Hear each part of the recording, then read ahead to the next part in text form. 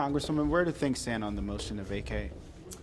I went over this yesterday. I sent a letter out to my colleagues yesterday morning. The current discussions in our conference meeting this morning is about FISA.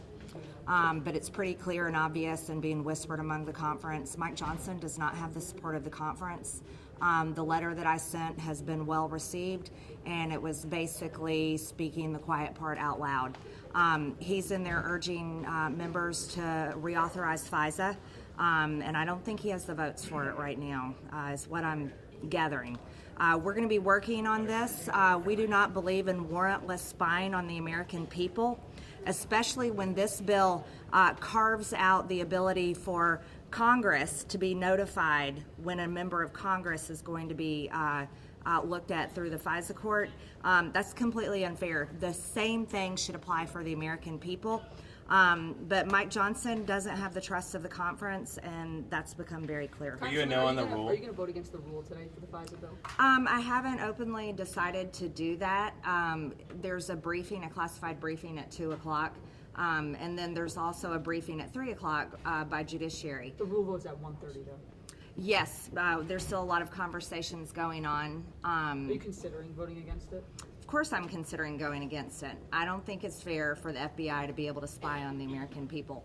And what's set up here, the explanation that we've been given, is all of the things laid out and penalties if the FBI were to warrantless spy on the American people, except the same thing, it's like asking the deep state to hold itself accountable. The FBI has abused the American people's trust. The DOJ has abused the American people's trust. So this doesn't give me confidence that it will stop it. Have you talked to President Trump about your motion to vacate effort? Yes, I've spoken with President Trump. I don't speak for President Trump. I don't talk about what the private details of our conversation. And as you can see from his post last night about what he thinks about FISA, he always makes his opinions open and clear. What would it mean for Speaker Johnson if Democrats were to step in and save him if you offered your motion?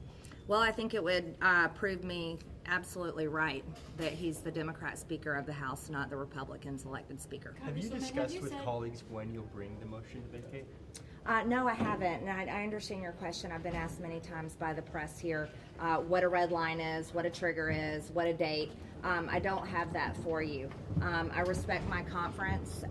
I respect all the members here. I support the majority, and I think this is such an important process that it's something we have to work on together. There's been a lot of talk about Ukraine aid in regards to the motion to vacate, but FISA is obviously also a big battle up here. Just how he handles and follows through with the FISA debate, will that influence your thought process on motion to vacate? How he handles the FISA process and how he handles funding Ukraine is going to tell our entire conference how to handle a motion to vacate.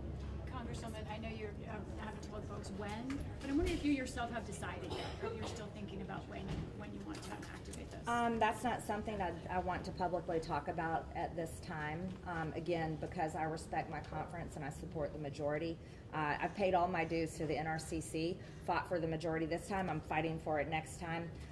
And so because of my respect for my conference, I won't be drawing red lines or saying triggers or putting out a date like that. Sounds like some of the members had the impression you're going to do it next week. Is that something you've told people? I just answered that question. I think I've answered it like 3 times. Thank you very much. Did you talk to Trump about FISA last night? You said you spoke to Trump yesterday? Oh yeah, I've spoken to him, yes, of course, about FISA. Again, he put out his statement. Did he give you a heads up he was going to put out that statement? I think he put it out late last night, no, but I'd already spoken with him about it. And he's right, he's telling the truth.